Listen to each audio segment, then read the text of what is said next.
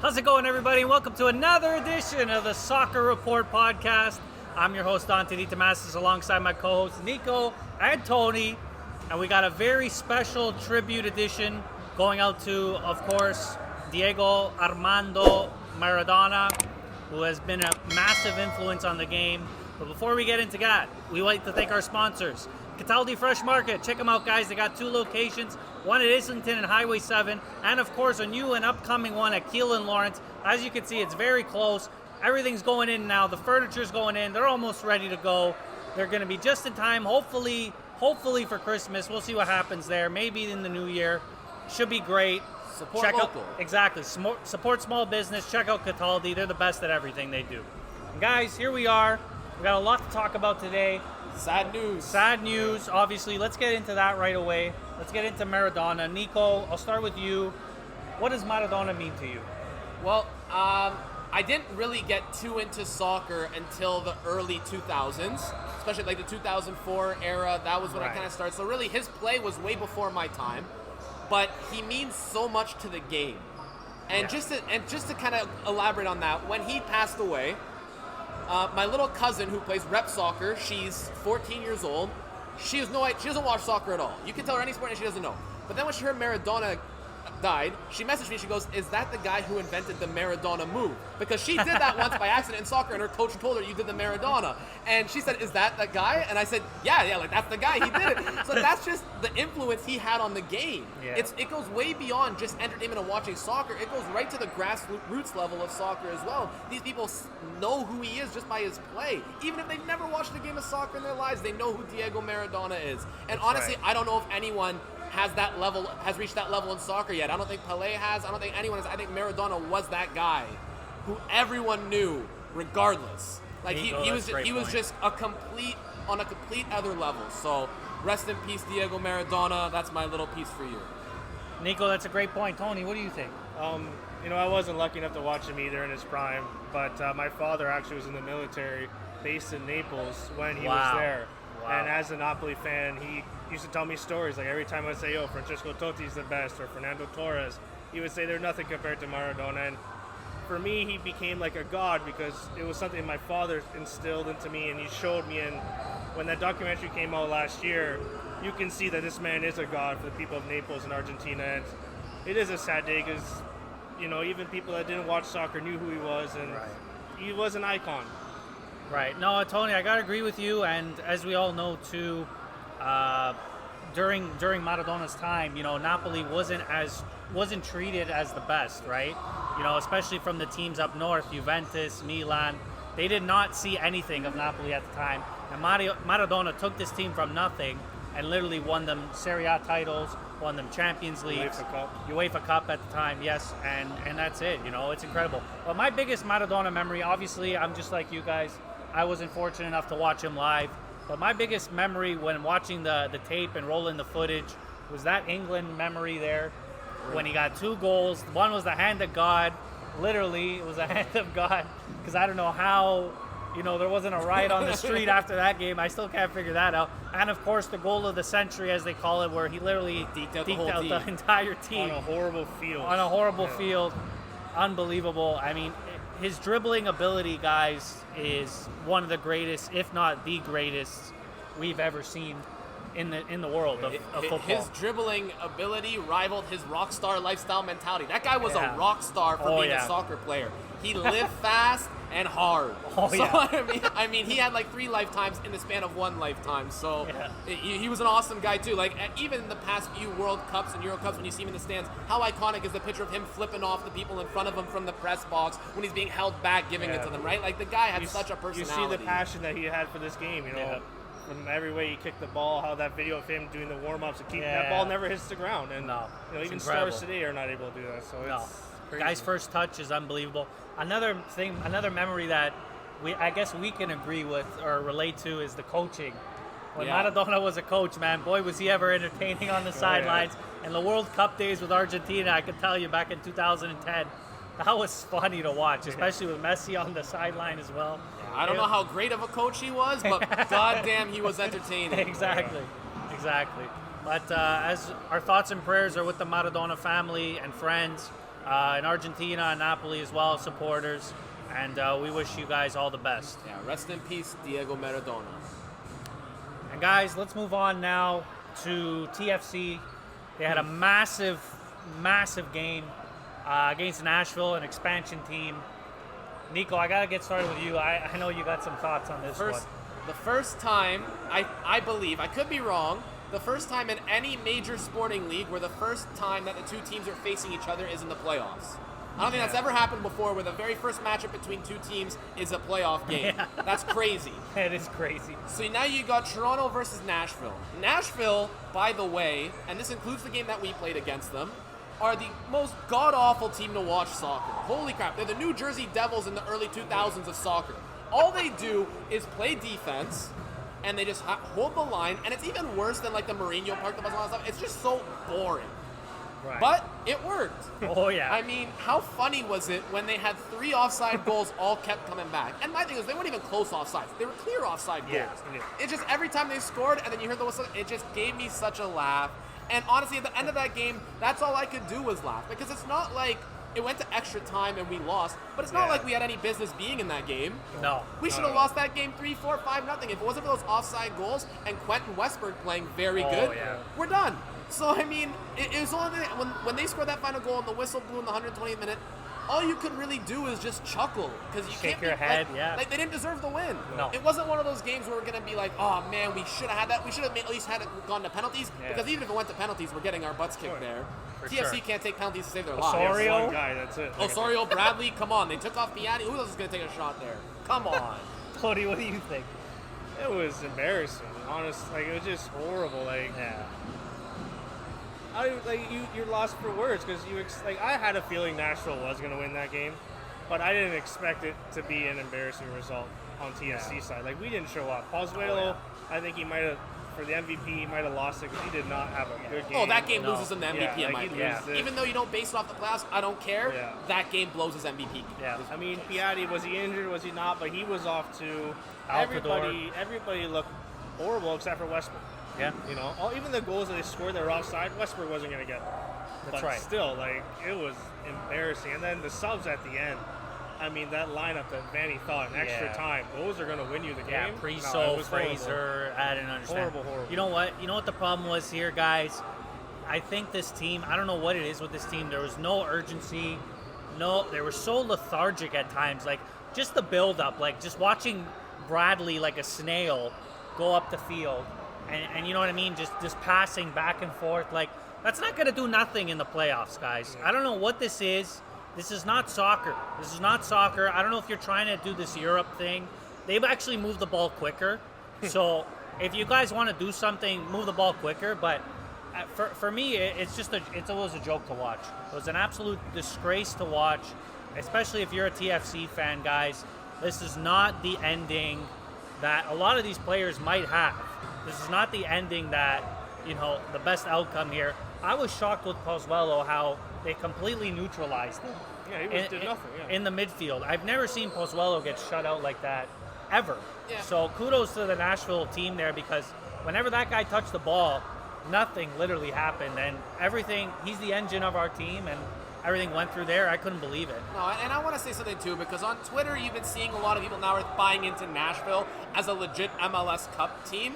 I disagree hardly. I mean, they're going to go up against Columbus now, who just had some COVID issues, so they might be facing a down Columbus. But as soon as this Nashville team faces a team that's not coached completely stupid, Seattle, they're going to get run through. They won't even make it to the final. This Nashville team is boring as hell, and all they need is one team to put in a goal on them, and they're done. Yeah. Nashville's hot. They're on a game machine, but they're not legit. People going out saying they have a real chance. They don't have a chance. You can bet me on this. Put me on freezing cold takes if they make it far, but I'm telling you right now, it's not going to happen. They're not making it far. They might get past Columbus because of the COVID issues, but they're not going further than that. This team, the team I watch, is an embarrassment to soccer because, my God, I've seen more entertaining games at a 6-year-old's 6-on-6 where they all huddle around the same ball and run up and down the field the whole day. At least that had some twists and turns. This game was boring as hell to watch. TFC played like crap, but Nashville, let's not get too hype on them. They only won 1-0 in 120 minutes. And we played terrible. Against a lackluster effort. Yeah, that's what I'm saying. Beyond lackluster. Let's call it what it was. TFC beat themselves. Yeah, no, that's exactly what it was. TFC just didn't show up. And it's been like that since they started complaining about the Supporters Shield. Yeah. Since Vanny said we'll bring out a manhole cover and paint it silver, we've gone downhill. I agree. I think that there's something in that moment, and not only that loss to Philly. After that game, I saw a different team completely here. I don't know what it was, but first off, if you guys want to talk, you better walk the walk. 100%. You better walk the walk, because Philly came in, they embarrassed us. That was an ugly, ugly performance. And then you followed up with this? Yeah. Come on, guys. It's embarrassing. I mean, the Supporters Shield topic is true, right? Like, we were all gung-ho about getting it back because we looked like we were going to win it, and then Philadelphia won it. It's actually funny you brought up the manhole cover that is going to because what they actually had to do is the Supporters Shield got lost at airports, so when Philly won, they didn't have it there to celebrate. So they knew that, though, so what they did was some guy in the back office, brother-in-law, had a real Captain America shield.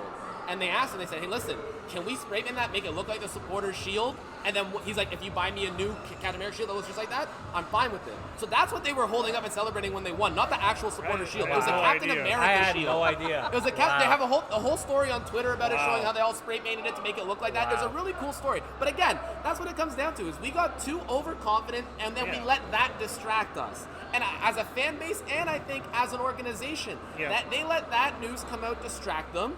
And then it got rectified and remedied, but by then it was already in their heads, and then this is what happens. They fell off. If you don't come into the playoffs hot, you have a very hard time. And it hit us hard. Do you think TFC could have played a bit different with fans? I mean, if that game was played in Toronto with fans, I think we would have won. It does make a difference, but you've had the whole year with no fans. Yeah. What's another game? No, I know.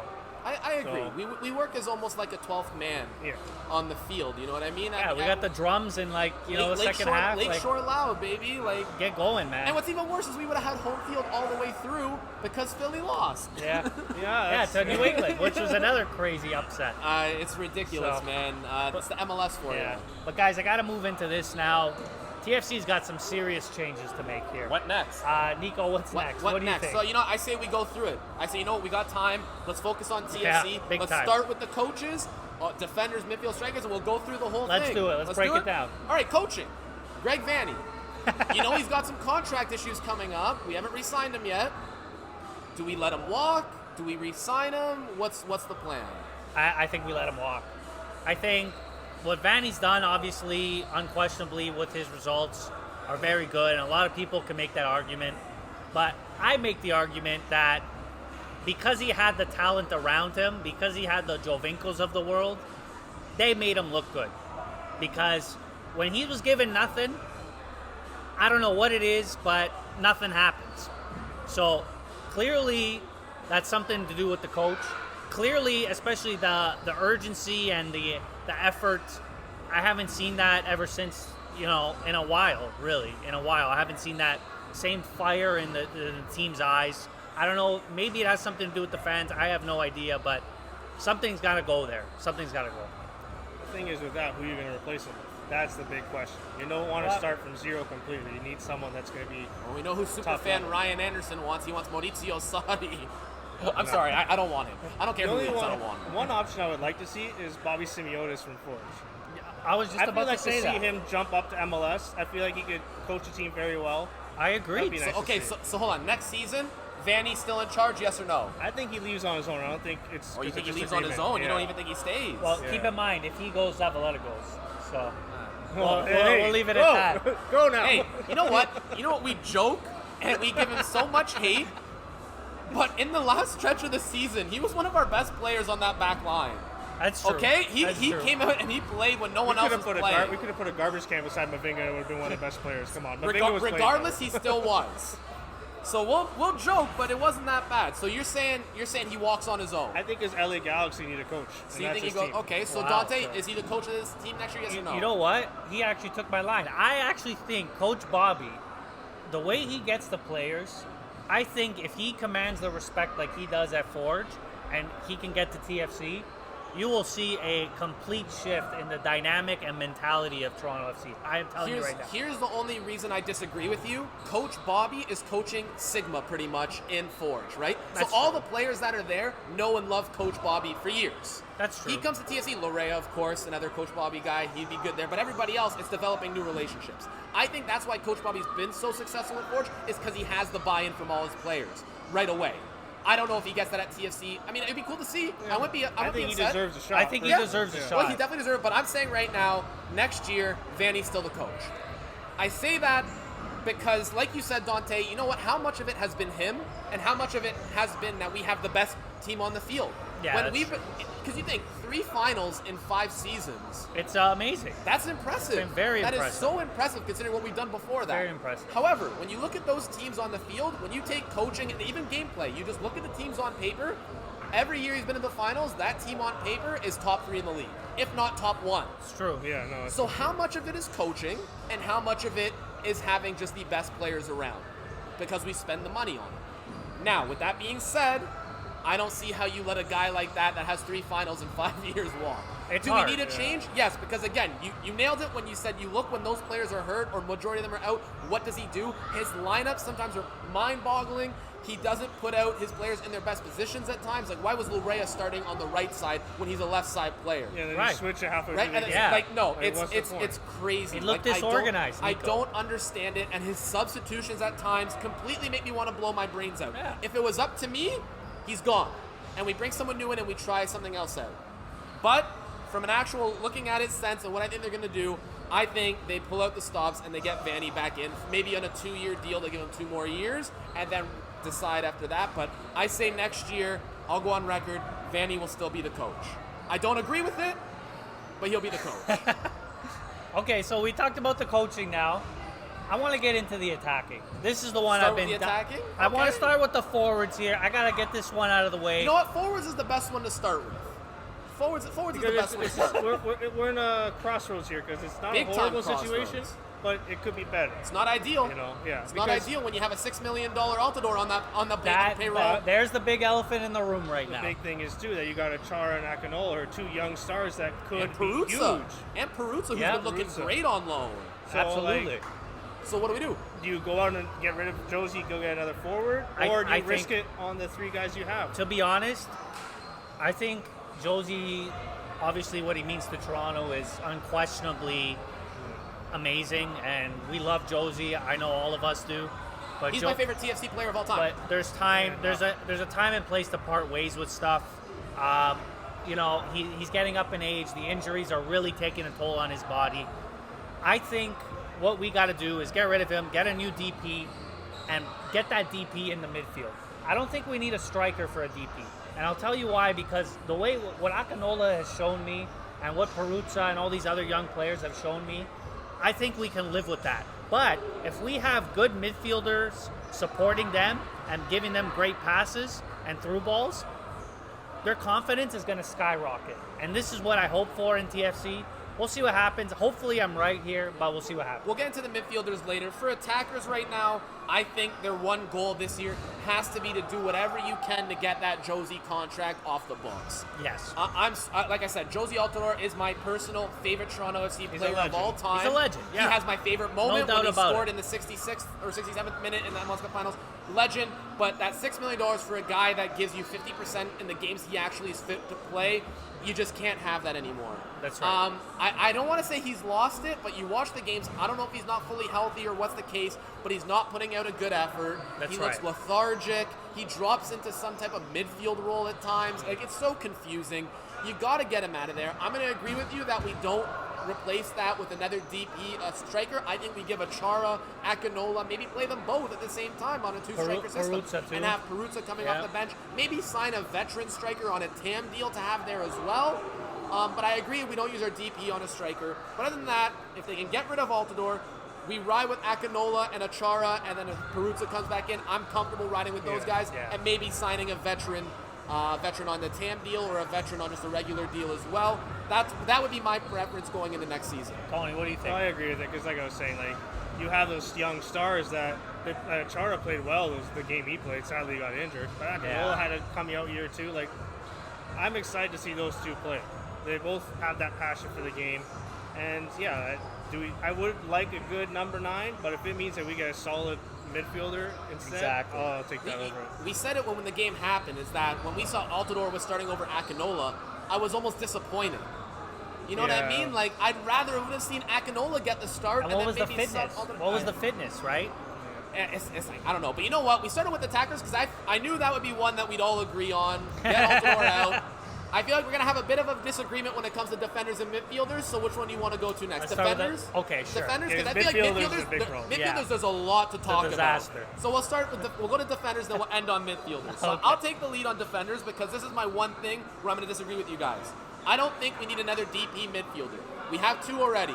I want a designated player center back, and I used to be so against DPs for the defense because I thought, you know what, you want to spend your money to get goals or assists. But my God, is TFC's back line god awful. I mean, like when I say god awful, it's in respect to previous TFC teams when they had the Moore and Mavinga combo working with that on the side when we won. Like, you look at that back line, and Mavinga, excellent. I think he was snubbed on Defender of the Year. Team of the Year and Defender of the Year. I think he was a big-time snub. He is amazing. Yes. Auro and Larea on the fullbacks, they're great offensive-minded fullbacks, but they lack defensively. They do. Yeah. Whether that means pushing Larea forward and playing him in more of a mid role I think he deserves is a what I think he midfielder deserves role. to be playing, Yeah. not a back role, because he does press and he's one of our most creative players. That's but right. in that back line, we get caught so much because he's so far up, and then we have Auro so far up. Now who's back there? You got Mavinga and you got Omar Gonzalez, who's a fantastic player, but he's past his prime. Yeah. It was an experiment bringing him in. It worked last year. This year, he's way too slow. Yeah. Who else do we got? Zavaleta, your boy Zavaleta, your Simon. None of these guys should be playing in the MLS right now. They shouldn't. Julian Dunn. I could tell I'd you, like I to was just see about him to play say more that. next And year. Rocco Romeo. He played well in the CPL in the tournament there. He could come back, maybe try. Rocco Romeo could come in. He could try and make the team as well. But again, these are 2 guys. They're young guys. Why can't we bring in a star center back?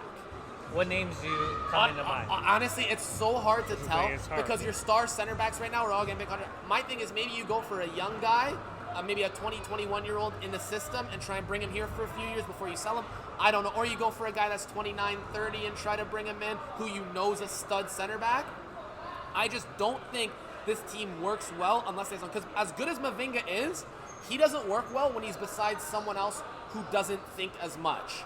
Yeah. Mavinga's fast, but he's also careless on tackles. He needs someone controlling that midfield. When Drew Moore was there, he controlled when Exactly. Mavinga That's played. why it kind of works with Gonzalez. Omar 'Cause Gonzalez, it works is because one- Gonzalez is a very good Yeah. tactician as well He's and just helps slow, Mavinga that's as all. well, but he's too slow. We need someone with that mindset to come in and settle that down. And I would say we move back to 3 center backs. Right. If we want to keep Larea and Auro on the fullbacks, move back to a 3 center back system. Have 3-5-2, yeah. a great guy in Exactly. the middle. We're done with the 2 of them. I was gonna say, have a great guy in the middle, DP center back, Mavinga and Dunn on both sides, and that's your new defensive line. If it was up to me, that's how we start next season. Tony, what do you think? No, I totally agree with that, 100%. You say DP?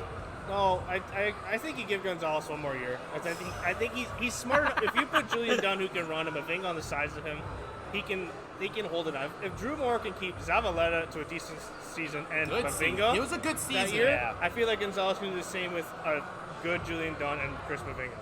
So I would give Gonzalez one more year. He is good. I mean, yeah, he gets beat off the dribble, but in the air, So in he's the air, the air, only one great. that clears the but ball look for at all us. those goals. He's so slow. I know. And that goal in the finals too, that one goal, Larea and Mavinga were just watching. Like as Yeah. soon as there was 3 on the one guy. As soon as he shot, they both just stopped. Westberg made the save. I mean, not enough to push away from the net. Yeah. But He the guy ran was right- all ran open. right Like by it was, it, yeah. it was an Rios. embarrassing defensive lapse that you could tell it was in late in the game. They're lazy, but I do think we need some fresh blood in there. And I would love to move back to that 3-5-2 system. Listen, that's what worked at the beginning. That's what worked in the Champions League. That's what got us the MLS Cup. Let's do what we did Which best. is why is he switching that? I understand if it was a new coach or brings no system. It's the same coach. Yeah. Stick with what works, Exactly. man. Exactly. Blows my mind. And another thing too, I actually want to really see Rocco Romeo start. I think I know he has a little bit of game footage, but what I've seen with him is some poise and some like speed as well. He's got a lot of speed, and him and Mavinga I think can have some sort of partnership in my opinion. we'll see what happens there. But I think Romeo and Dunn definitely deserve a chance here. I don't want to see Gonzalez. I completely disagree with that. We need speed in the back because these forwards are getting faster now in the MLS, and you could see it now. They attack on the wings, and we need speed big time. Here's the issue with that, though. If you just have Mavinga with a Dunn or a Romeo and then Lorraine Arrow, that's a ton of speed, but I feel like it's going to lead to a ton of mistakes. No, in the 3-5-2. In the 3-5-2. 3-5-2 would be good, but even if it's 3-5-2 and it's Dunn, Mavinga, and Romeo, I still don't see who's controlling that back line. I think Mavinga might have to step up and be that guy. He would have to step up and be that guy, but we know Mavinga can be reckless. I love Mavinga. I think he's an amazing defender, but he has a tendency to be reckless. That's true. But again, okay, you know we'll see what happens. Now, so defenders done. This is the biggest one, obviously, midfield. There's honestly so many ways we can go. Yeah. Do we stick to the youth movement? Do we bring back Piatti? Do we go out and sign another DP in the mid? There's so many things we can do. So I'll go. I went first last time. I'll go last. Cody, you go first this time. Is there like a refresh button for this midfield to get rid of all of them? Oh, come on. Because honestly, that was maybe easy. Let's just get rid of everybody because it is horrible. Nobody is consistent in that midfield. Piatti, he was consistent, but his injuries, things came up. Yeah. Bradley can't make a 10-yard pass anymore.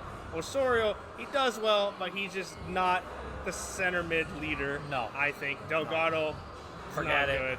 Endo and Schaffelberg won't even make a CPL team, in my opinion. How bad they are. Yeah. Priso, he's good, but he's young.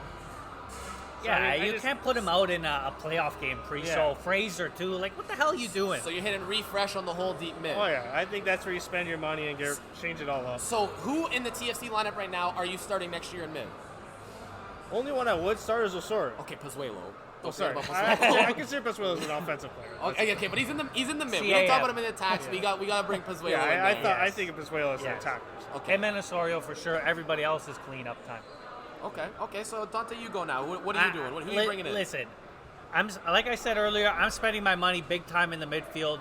A DP leader that's going to come in. The spine of the team has to be important, guys. We're talking about the center back, the center mid, and the center attacking forward. The spine of the team is everything, guys.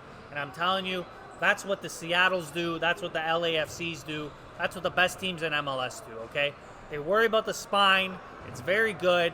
And that's how you roll with it. We need a player like a Nicholas Ladero, somebody that just grinds, like a Rui Diaz up top would be nice, like something like that, something like a Seattle approach.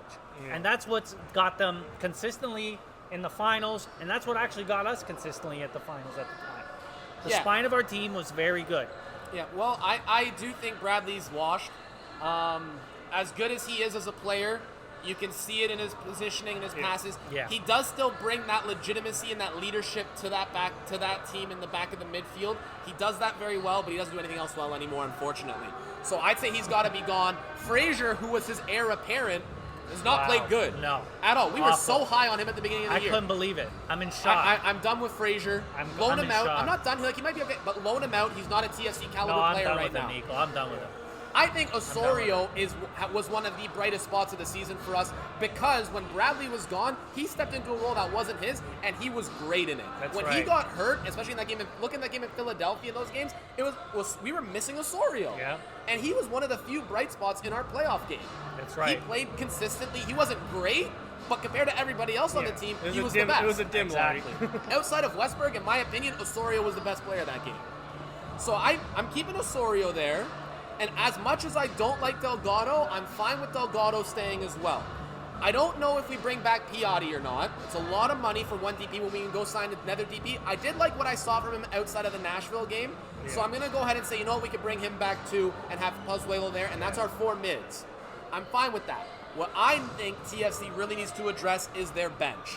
Yes. They have no one. If injuries or subs, that midfield on the bench is god-awful, and it's god-awful for 2 reasons. One, Vanny relies on his guys that, to me, aren't MLS standards. Tsubasa Endo's got to go. Schaffelberg, you know what? Get a kid. Let's loan him out. The biggest bust, maybe, in TFC history is Erickson Gallardo, who's taking up a TAM spot. I believe he's played over 600 minutes and has 1 assist and no goals. And get out of here. That stupid foul at the end. What are you doing shoulder checking a guy? I want to spend money on our defense, so get a DP there. Keep Piatti so our DP spots are filled. Yeah. Let's go full on into the youth movement, all right? Yeah. You got Jaden Nelson, Jaquil Marshall-Rudy. You got Priso, who looked good in the first game he played. Even in the game that he came subbed in about, he didn't look great, but he wasn't looking as bad as all the other players either, in my opinion. Yeah. So let's go into the youth movement. Let's give these guys their minutes to develop them, practice them hard, let them get game speed, and let them go at it. Because I'm going to be honest with you, in the Philadelphia game, the only really Toronto memory I have from that is when Marshall-Rudy subbed in and almost had a goal on his own that he created. Yeah. And the kid's 16. I know. Let's give these youth a try on the bench and for the revert spots. If we want to bring in some veteran players, I'm fine with that too, but we need to clean house in that mid. Yeah. Gallardo needs to be gone. Yeah. Endo needs to be gone. Schaffelberg, loan him out. Frazier, loan him out. Bradley, if they can get out of that contract and bring him into a front office role, let's do that as well. And that's what they got to focus on, because their bench is god-awful. Mullins, to me, he gets a lot of hate because he's nothing special, but he's never supposed to be anything special. He's only there because of Chara's hurt. Exactly. Exactly. So, I mean, he was one of those guys, too. I was saying we need someone better backing up, but if we have Peruzza and Chara, like we talked about, I'm okay with that. The midfield, that bench, needs to be reworked, and Vandy needs to be smarten up on his substitutions. I think the money this year should be spent in our defense with one big center back coming in. If we want to get rid of Piatti and sign someone else, okay. I still think he gets one more year. That'll be coming up soon. I think they have to decide by next week. Yeah. Probably. So by the time this podcast comes out, it might have been announced. And if he's still here, Piatti, welcome back. If he's not, so long. Yeah. Well, I'll tell you what, guys. That's it for us. We went through the team. We went through the whole team. We broke down TFC for you guys. Again, we got to leave off with Diego Armando Maradona and his contribution to the beautiful game. Rest in peace, Diego. And, of course, before we leave, we'd like to thank our sponsors again, Cataldi Fresh Market. Check them out, guys. Cataldi is the best and the way to go. Thank you again, guys. Follow us at the Soccer Report Podcast on Instagram and on YouTube at the Soccer Report Podcast. Stay tuned for more episodes. We got you covered on Champions League, Serie A, TFC, CPL, and everything else that goes with it. Take care, guys.